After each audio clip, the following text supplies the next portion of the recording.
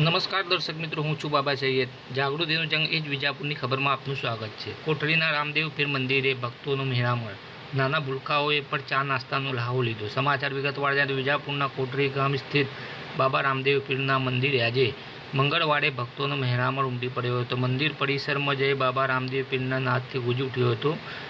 આજે મંદિર ખાતે ભક્તો માટે ખાસ સેવા કાર્યનું આયોજન કરવામાં આવ્યું હતું. બાબાના દર્શનાર્થે આવેલા ભાવિક ભક્તો માટે ચા નાસ્તાની વ્યવસ્થા, ચોખ્ખા દેશી ઘીની સુખડીનો મહાપ્રસાદ તૈયાર કરવામાં આવ્યો હતો. ગરમાગરમ ગાંઠિયા અને ચેવડાનો પ્રસાદ વેચાયો હતો. નાના ભૂલકાઓ મોટી સંખ્યામાં હાજર રહ્યા હતા અને હડકભેર ચા નાસ્તાનો લહાવો લીધો હતો.